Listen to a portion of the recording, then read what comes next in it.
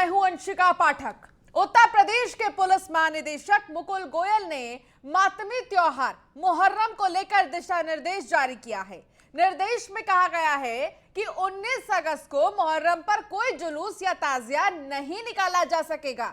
DGP ने सभी धर्म गुरुओं से संवाद कर कोविड-19 के दिशा निर्देशों का पालन कराने का आदेश दिया है।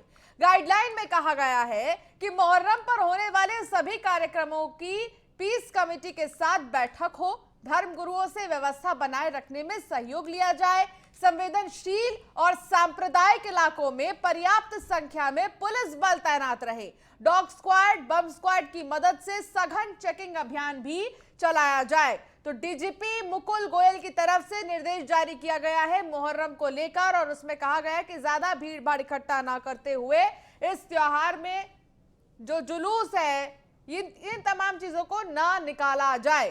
तो डीजीपी ने तमाम दिशा निर्देश जारी किए हैं और इसको लेकर भी अब तमाम तरीके की प्रतिक्रियाएं भी अब सामने आने लगी हैं। तो उधर गाइडलाइंस पत्र में भाषा को लेकर मुस्लिम धर्म गुरुओं ने नाराजगी जाहिर की है। क्या कुछ कहना है उनका, आपको सुनाते हैं। जो डीजीपी उत्तर प्रदेश की गाइडलाइन मुहर्रम को लेकर है, इसको मैंने बगौर पढ़ा। इसकी मैं ऑल इंडिया शिया फसला बोर्ड के ज़रिए से ज़बरदस्त तरीके से मदम्मत करता हूँ, और ख़ाली मदम्मत ही नहीं करता हूँ बल्कि ये जो पूरी गाइडलाइन जो डीजीपी साहब की तरफ से सर्कुलर जारी हुआ है पूरे उत्तर प्रदेश में मुहर्रम को लेकर, जैसे लगता है कि उनके किसी वहाबी मित्र ने बैठ के इस पूरे सर्कुलर को तैयार किया है।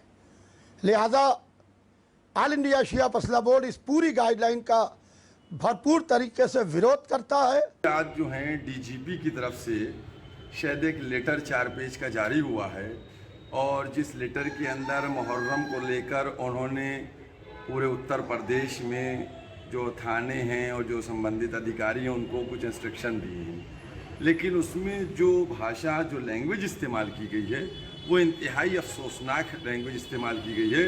उसमें उन बातों को याद किया गया है जो 40 साल पुरानी बातें हैं कि साहब जानवरों के ऊपर लिख दिया जाता है और पतंगों के ऊपर इस तरीके की जो भाषाएं हैं वो चीज़ें मैं समझता हूँ कि वो उस बयान को वापस ले लेना चाहिए, क्योंकि उससे शिया समुदाय के लोगों की, मोमिनीन की जो आस्था है, जो जज्बात हैं वो आहत हुए, उनको ठेस पहुँची है। जो डीजीपी तो सुना आपने क्या कुछ कहना था धर्म गुरुओं का और मौलाना का, लेकिन अब आपको हम सुनाते हैं क्या कुछ कहना है ADG law and order Prashant Kumar की।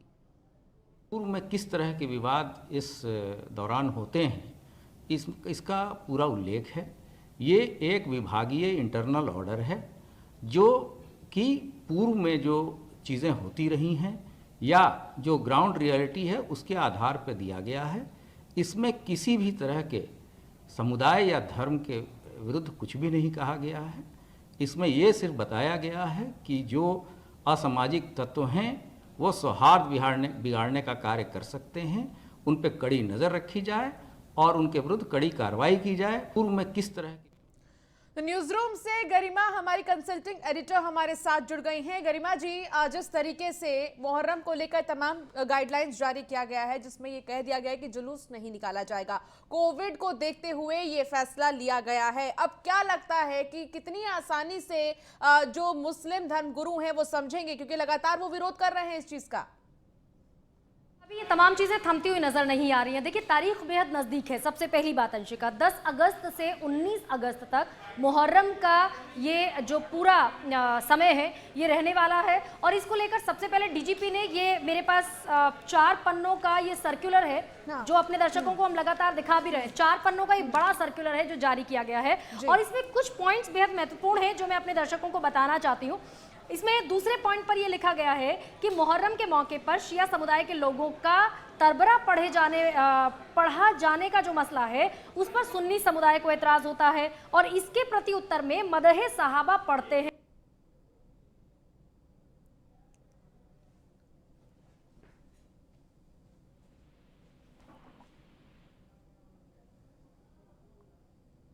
गरिमा जी आपकी आवाज हम तक नहीं पहुंच पा रही, हम दोबारा संपर्क साधने की कोशिश करेंगे, लेकिन अश्विनी हमारे संवाददाता हमारे साथ जुड़ गए हैं।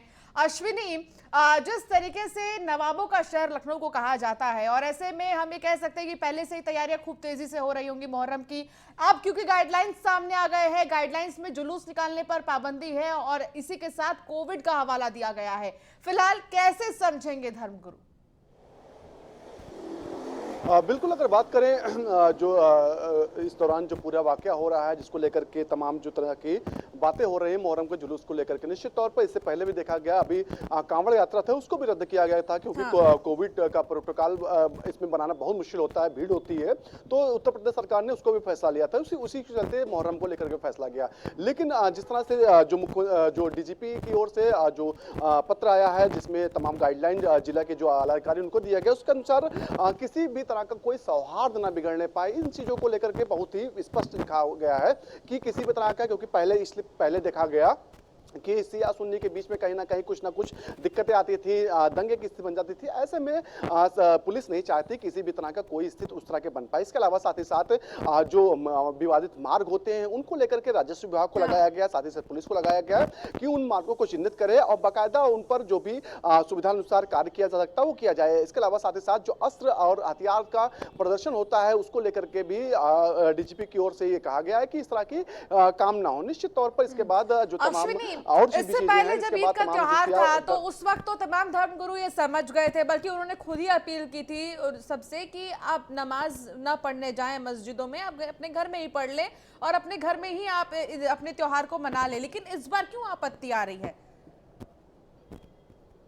बिल्कुल, अगर सही से समझे तो जो धर्मगुरु है, शिया धर्मगुरु, उनका ये कहना है हमको आपत्ति इस चीज से नहीं, हमको आपत्ति जो भाषा शैली है पत्र की उससे है, ना कि जुलूस पर जो रोक लगाएगी उससे। निश्चित तौर पर पिछले साल भी रोक लगाई गई थी और उस दौरान भी कुछ चीजें हुई थी, लेकिन इसके बाद सब जो मामला था ठंडा हो गया था। निश्चित तौर पर एक बार फिर उस तरह की बातें उठी हैं। जो मुस्लिम धर्मगुरु हैं उनका कहना है कि जो डीजीपी हैं वो इस पत्र को वापस लें और फिर से नया पत्र जारी करें जिसके अनुसार जो गाइडलाइन हो वो शब्दावली जो हो वो बड़ी सरल हो और संयमित हो। निश्चित तौर पर इन तमाम चीजों को लेकर के जो एडीजी लॉ एंड ऑर्डर उनका भी स्पष्टीकरण आया है कि जो भी चीजें लिखी गई हैं वो पूर्व में हो चुकी हैं, उन्हीं के आधार पर पत्र में लिखी गई हैं, अपनी ओर से कुछ भी पुलिस ने नहीं लिखा। अब देखना होगा कि आगे की जो मुस्लिम धर्मगुरु हैं उन्होंने ऐलान भी किया है कि अगर जब तक ये पत्र वापस नहीं होता तब तक कोई भी मुस्लिम किसी भी तरह की अगर पीस की बैठकें होती हैं उसमें ना जाए, तमाम जो अन्य चीजें होती हैं मुस्लिम समुदाय का कोई भी ना जाए। निश्चित तौर पर 10 तारीख से मुहर्रम शुरू हो रहा है और राजधानी में इसका असर बाकायदा दिखाई पड़ता है बड़े स्तर पर, क्योंकि यहाँ पर अश्विनी, एक बार जो दर्शक अभी हमें सुन रहे हैं, आप एक बार उनको बताएं कि आखिर किन शब्दों से आपत्ति है धर्मगुरुओं को, ऐसे वो कौन से शब्द हैं जो चुभ रहे हैं उन्हें और इस मुहर्रम पर अब महाभारत छिड़ गया है? बिल्कुल, जैसा कि पत्र में लिखा है कि जो पशुओं के जानवरों के को काटने का इस तरीके से चीजें हैं, इसके अलावा जो पतंगों को लेकर के कहा गया है, जो अस्त्र हथियार प्रदर्शन को लेकर कहा गया है, क्योंकि अक्सर देखा जाता है जब मुहर्रम का जुलूस निकलता है उस दौरान जो वहाँ पर लोग होते हैं, जो मानने वाले लोग होते हैं, वो कहीं ना कहीं अपनी आस्था के अनुसार इस तरह के काम करते हैं जिसमें अस्त्रों का हथियारों का प्रदर्शन दिखाई पड़ सकता है। लेकिन पुलिस नहीं चाहती है किसी भी तरह के इस तरह की घटना हो जिससे माहौल बिगड़े, सौहार्द बिगड़े, क्योंकि पुराना लखनऊ जो है वो अक्सर हर साल, अगर पिछले 5-7 साल पहले की बात करें, 10 साल पहले की, तो अक्सर विवादों में रहता था इस दौरान। निश्चित तौर पर तो पुलिस किसी भी तरह की छूट नहीं देना चाहती है, क्योंकि इस समय कोविड भी चल रहा है, तमाम अन्य चीजें जिम्मेदारी भी है और लॉ एंड ऑर्डर की जिम्मेदारी भी उत्तर प्रदेश पुलिस पर है, उसको बनाए रखना चाहती है। जी बिल्कुल, और एक शांतिपूर्ण व्यवस्था जो है वो प्रदेश में बनी रहे, इसको लेकर ही आदेश जारी किया गया है, गाइडलाइंस में तमाम बातें लिखी गई हैं। अश्विनी, 19 अगस्त फिलहाल दूर है, क्या इतना समय पर्याप्त होगा समझाने के लिए मुस्लिम पक्षकार को? बिल्कुल, अगर बात करें जिस तरह से जो सिया धर्मगुरु हैं उनका रिएक्शन सामने आया, उसके बाद एडीजी लॉ एंड ऑर्डर का रिएक्शन भी सामने आया, लेकिन अभी तक समन्वय नहीं बैठ पा रहा। हालांकि जो एडीजी लॉ एंड ऑर्डर का साफ कहना है कि हमने कुछ अपनी तरफ से नहीं कहा है, जो पूर्व में चीजें हुई हैं, पहले हमारे पास डेटा पूरा उसका है, डेटा के आधार पर चीजें लिखी गई हैं कि ये चीजें ना हो तो बेहतर रहेगा, और पुलिस को सचेत किया गया इसमें, इस पत्र में है कि अपनी जो कार्यशैली है उसको लेकर के किसी भी तरह कमी न रखे, बेहतर काम करें, ग्राउंड जीरो पर जाकर के चलिए, बहुत शुक्रिया इस तमाम जानकारी के लिए अश्विनी द्विवेदी। अश्विनी हमारे संवाददाता हमारे साथ जुड़े थे, जो बता रहे थे कि आखिर गाइडलाइंस में क्या कुछ कहा गया था और उसके साथ ही अब 19 अगस्त के पहले क्या कुछ किया जा रहा है मुहर्रम को देखते हुए। अब आगे बढ़ेंगे खबरों में। कोरोना संक्रमण से उबरने के बाद निर्धारित समय पूरा होने पर सीएम योगी ने कोरोना वैक्सीन की दूसरी डोज लगवा ली है। लखनऊ के डॉक्टर श्यामा प्रसाद मुखर्जी अस्पताल में वैक्सीनेशन कराने के बाद उन्होंने सर्टिफिकेट भी लिया है। सीएम योगी ने ट्वीट कर इस बात की जानकारी दी। सीएम योगी ने लोगों से वैक्सीन लगवाने की अपील करते हुए लिखा कि आज स्वदेशी कोविड वैक्सीन की दूसरी डोज प्राप्त कर मन प्रफुल्लित है। आदरणीय प्रधानमंत्री जी के मार्गदर्शन में कोरोना वैक्सीन का ये सुरक्षा कवच सभी नागरिकों को मुफ्त में प्रदान किया जा रहा है। आप सब लोग भी अपना क्रम आने पर अवश्य लगवाएं टीका। जीत का तभी कोरोना हारेगा, भारत जीतेगा। तो ये ट्वीट किया है मुख्यमंत्री योगी आदित्यनाथ ने कोरोना वैक्सीन को लेकर और सबसे अपील की है कि सब वैक्सीन लगवाएं। तो वहीं वाराणसी के सारनाथ थाना क्षेत्र में जमीन की नापी कराने पहुंचे लेखपाल और कानूनगों पर दबंगों ने हमला कर दिया। पिटाई का यह वीडियो सोशल मीडिया पर वायरल हो रहा है। एसडीएम के आदेश पर लेखपाल और कानूनगो पक्की नापी कराने गए थे। आरोपियों के खिलाफ सारनाथ थाने में रिपोर्ट दर्ज करवा दी गई है। शिकायत मिलने के बाद पुलिस दबंगों की तलाश में जुट गई है। तो तस्वीरों में आप देख सकते हैं कि जान जोखिम में डालकर दो पक्ष आपस में भिड़ रहे हैं।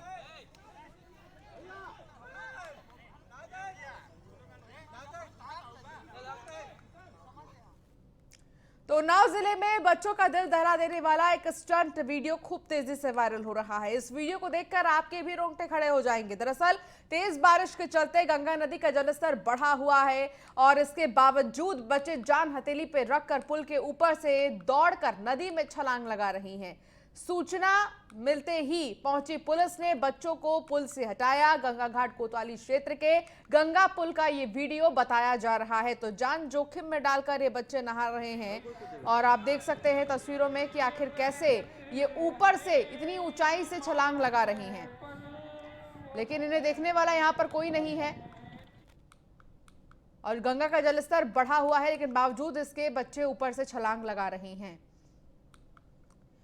पहाड़ी क्षेत्रों में लगातार हो रही बारिश की वजह से गंगा का जलस्तर तेजी से बढ़ रहा है। गंगा का जलस्तर अब खतरे के निशान की ओर बढ़ने लगा है। कई घाट पानी में डूब गए हैं। कई घाटों का संपर्क आपस में टूट गया है। तो वहीं हरिश्चंद्र और मणिकंठा घाट पर शवदाह स्थल भी आपको बता दें कि बदल दिए गए हैं। पहले जो शव सीढ़ियों के नीचे जलते थे, अब सीढ़ियों और छत पर बने प्लेटफॉर्म पर दाह संस्कार किया जा रहा है। गंगा में उफान आने के बाद सोमवार सुबह से जल पुलिस ने नौका संचालन आगे आदेश तक के लिए बंद कर दिए हैं। आपको घाटों की तस्वीर दिखाएं। अब आ चुके हैं मणिकर्णिका घाट, जहां सौदा होता है। काशी के साथ साथ अन्य प्रांतों से भी यहाँ पे सौ आती हैं। ऐसे में आप देख सकते हैं कि जो सौदा स्थल था पूरा जलमग्न हो गया है। उसके साथ साथ जो सौदा करने वाले लोग आ रहे हैं उनको ऊपर जो सरकार द्वारा बनाई गई चिमनी, यानी इस चिमनी में सौदा कराया जा रहा है। इस चिमनी में एक साथ 10 लोगों का सौदा हो सकता है। यानी कि कह सकते हैं कि काशी में अब सौदा जो हो रहा है वो काफ़ी मुश्किल भरा सौदा हो रहा है, क्योंकि लगातार जो जल का स्तर बढ़ रहा है। ऐसे में लोग दूर दराज से आ रहे हैं और सौदा करने के लिए काफ़ी मुश्किलों का सामना करना पड़ रहा है। आप देख सकते हैं कुछ लोग खड़े हैं सौदा कराने के बाद, स्नान करने के बाद यहाँ पे खड़े हैं। उसके बाद ये घर को प्रस्थान करेंगे। हालांकि ये जहाँ खड़े हैं पहले यहाँ पे जल, गंगा का जल नहीं था। ऐसे में ये जो जल लगातार बढ़ गया। कुछ तस्वीरें और भी आपको दिखा दें। वो जो देख रहे हैं आप, जो जाली की तरीके से है, यहाँ पे सौदा होता था। यानी कि लगातार जो गंगा का जल स्तर बढ़ रहा है उस वजह से सौदा करने वाला जगह भी अब जलमग्न हो गया। जो गंगा का वाराणसी में जो जल का स्तर का बहाव है वो 8 सेंटीमीटर प्रति घंटे की रफ्तार से लगातार गंगा का जल स्तर बढ़ रहा है। उसके साथ साथ जो घाटों का संपर्क था वो घाटों का संपर्क भी आपस में टूट गया है। जो 84 घाट है बनारस के, वो घाट अब चल के लोग वापस नहीं जा पाएंगे। यानी नौका संचालन जो चल रहा है वो अभी तक तो चल रहा है, लेकिन जो जलस्तर बढ़ रहे हैं उसे नौका संचालन पर भी रोक लगाई जा सकती है। Akash Yadav, news 1 India, Varanasi. UP में 16 अगस्त से खुलेंगे स्कूल, 50% क्षमता के साथ खोले जाएंगे स्कूल। 9वीं से 12वीं तक के स्कूल खुलेंगे। पहले क्योंकि कोविड की वजह से स्कूल लंबे समय से बंद है, बच्चों की जो पढ़ाई है वो ऑनलाइन अभी हो रही है फिलहाल, लेकिन ज़्यादा प्रभावित ना हो पढ़ाई, इसको देखते हुए ही स्कूल खोलने का फैसला किया गया है। 16 अगस्त से स्कूल खुलेंगे, वो भी 50% की क्षमता के साथ ही स्कूल खोले जाएंगे। 50% तक बच्चे स्कूल में मौजूद रहेंगे। 9वीं से लेकर 12वीं तक के स्कूल सबसे पहले खोले जाएंगे। यूपी में 16 अगस्त से स्कूल खुलेंगे, तो ये बड़ी जानकारी मिल रही है। 50% क्षमता के साथ ही स्कूल खोले जाएंगे। 9वीं से 12वीं तक के स्कूल खुलेंगे।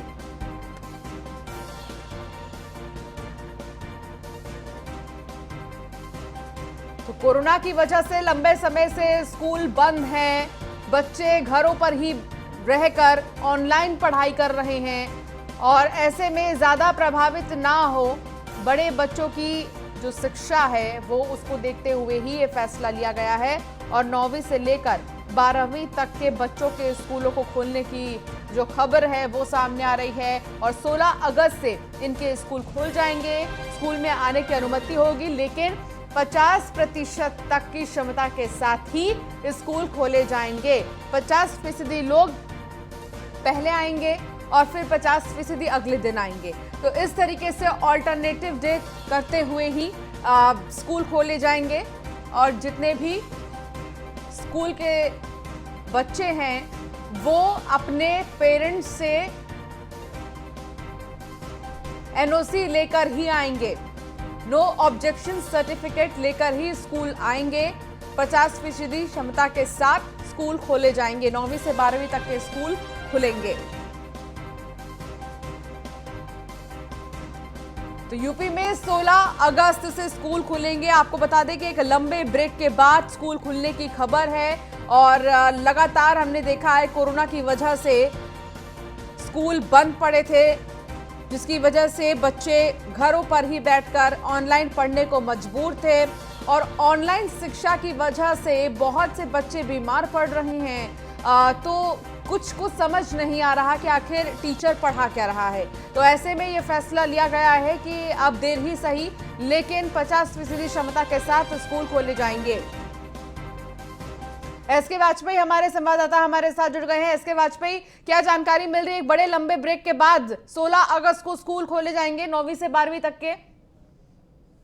निश्चित तौर पर जिस तरीके से उत्तर प्रदेश में लगातार कोरोना का ग्राफ गिर रहा है, कहीं ना कहीं उस ग्राफ को देखते हुए मुख्यमंत्री योगी आदित्यनाथ ने आज दोनों जो शिक्षा विभाग हैं, जिसमें माध्यमिक भी है, उच्च है, उसका विभाग दिनेश शर्मा के पास है, उनसे भी लंबी चर्चा की और उसके बाद जो दूसरा विभाग बेसिक शिक्षा विभाग है उसमें सतीश द्विवेदी जो कि मंत्री हैं उनसे भी चर्चा हुई, जिस पर पूरा प्रस्ताव मांगा था मुख्यमंत्री ने कि आखिर किस तरीके से विद्यालय खोले जा सकते हैं, जिस पर मुख्यमंत्री ने अब अपनी मोहर लगाई है। जो माध्यमिक शिक्षा के विद्यालय हैं उसमें आधी क्षमता के साथ, मतलब जितने भी छात्र हैं उसकी आधी क्षमता के साथ रोटेशन में छात्र बुलाए जाएंगे, जिसमें 50% एक दिन में छात्र पठन पाठन के लिए फिजिकल क्लास में शामिल हो सकेंगे। तो निश्चित है कि ये निर्णय मुख्यमंत्री की तरफ से दिया जा चुका है।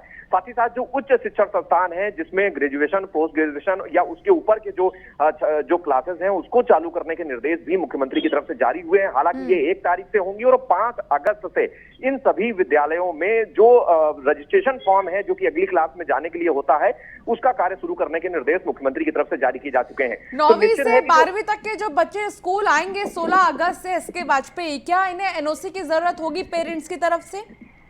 बिल्कुल, अभी तक जो निर्देश मुख्यमंत्री की तरफ से जारी किए गए हैं उसमें ये कहा गया है कि यदि किसी के भी परिजन अपने बच्चों को भेजने में सहज नहीं है तो ऐसी स्थिति में कहीं ना कहीं उनकी अनुमति ली जानी चाहिए। लेकिन अगर परिजन अपने बच्चों को भेजना चाहते हैं तो ऐसी स्थिति में 50% क्षमता के साथ ये विद्यालय चलाए जाएंगे। हालांकि अभी तक बेसिक शिक्षा और जूनियर जो माध्यमिक विद्यालय हैं उनको लेकर अभी कोई निर्णय नहीं हुआ है। जी, बहुत शुक्रिया एसके वाजपेयी इस तमाम जानकारी के लिए।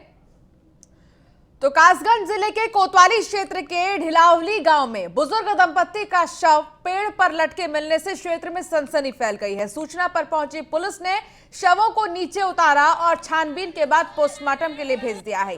पुलिस प्राथमिक जांच में इसे आत्महत्या का मामला मान रही है, लेकिन परिजनों ने मृतक की बहू पर हत्या कर शव लटकाने का आरोप लगाया है।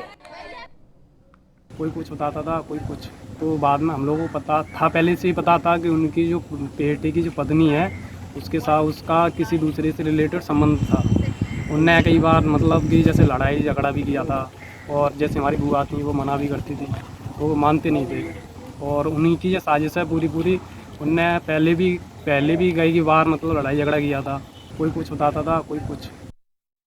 देखिए, थाना कोतवाली के धिलावाली क्षेत्र में आज एक दंपति ने पेड़ पे लटक के सुसाइड करने की सूचना पुलिस को प्राप्त हुई थी। मौके पे हमारे द्वारा मौका मुआयना किया गया, उसमें थाना अध्यक्ष और फील्ड यूनिट द्वारा जो भी बेसिक एविडेंसेस है उसको जो है वो कलेक्ट किया गया। प्रथम दृष्टया सुसाइड की जो है वो बात पता चल रही है। बॉडी को पंचायत नामा भर के पोस्टमार्टम के लिए भेजा गया है। अन्य पहलुओं पे भी इस पर विचार किया जाएगा। इस पे ये बताया जा रहा है कि इनके ऊपर कुछ कर्जा था, कर्जे को लेकर परेशान होने के कारण इन लोगों ने जो है वो सुसाइड किया था। कासगंज के ढिलावली में एक सनसनीखेज वारदात हुई, जहां पर एक दंपत्ति का शव पेड़ पर फांसी के फंदे से लटका हुआ मिला। मौके पर पहुंची पुलिस ने सबको कब्जे में लेकर पोस्टमार्टम के लिए भेज दिया है। पुलिस प्रथम दृष्टया इस पूरे मामले को आत्महत्या मान रही है, जबकि परिजन हत्या का आरोप लगा रहे हैं। आपको बता दें, पूरा मामला सदर कोतवाली क्षेत्र के ढिलावली गांव का है, जहां पर एक अधेड़ दंपत्ति का शव आम के पेड़ पर लटका हुआ मिला। वहां के लोग बता रहे थे कि उनकी हत्या करके इस शव को पेड़ पर लटकाया गया है। हालांकि पुलिस इस पूरे मामले में कई बिंदुओं पर जांच कर रही है, लेकिन परिजनों का साफ तौर पर आरोप है कि उनकी हत्या करके उनके शव को पेड़ पर लटकाया गया है। अब देखने वाली बात ये होगी कि पोस्टमार्टम रिपोर्ट में क्या कुछ खास आता है। न्यूज़ 1 इंडिया के लिए कासगंज से मैं आयुष भारद्वाज। तो पेड़ पर लटका मिला पति पत्नी का शव, परिजनों ने हत्या का आरोप लगाया है और इसके साथ ही पुलिस छानबीन कर रही है। कर्ज से परेशान बुजुर्ग दंपत्ति ने अपनी जान दे दी है। और इस बीच बड़ी खबर आपको बता दें, जहां मुलायम सिंह यादव और लालू प्रसाद यादव की मुलाकात हुई है। सपा अध्यक्ष अखिलेश यादव भी इस दौरान मौजूद रहे। मुलाकात की तस्वीरें अखिलेश यादव ने ट्वीट किया है। तो अखिलेश यादव ने ट्वीट किया है इस मुलाकात की तस्वीर। मुलायम सिंह यादव और लालू प्रसाद यादव की मुलाकात हुई है और इस मुलाकात की जो तस्वीर है वो अखिलेश यादव ने ट्वीट किया है। तो अखिलेश यादव ने अपने ऑफिशियल अकाउंट से ट्वीट किया है मुलाकात की तस्वीर। अखिलेश यादव भी इस दौरान वहां पर मौजूद रहे हैं। तो अखिलेश यादव ने ट्वीट किया है एक तस्वीर जिसमें मुलायम सिंह यादव बैठे हैं, अखिलेश यादव भी बैठे हैं और इसके साथ ही लालू प्रसाद यादव बैठे हैं और हाथ में चाय की प्याली टेबल पर आप देख सकते हैं। तो अखिलेश यादव ने अपने ऑफिशियल अकाउंट से ट्वीट किया है लालू प्रसाद यादव और मुलायम सिंह यादव की यह तस्वीर, जहां दोनों ने ही मुलाकात की है एक दूसरे से। लालू प्रसाद और मुलायम सिंह यादव की दोनों की ही मुलाकात की तस्वीर, जहां अखिलेश यादव भी मौजूद रहे हैं। और चलिए फिलहाल इस बुलेटिन में इतना ही। आप बने रहिए न्यूज़ 1 इंडिया के साथ। नमस्कार।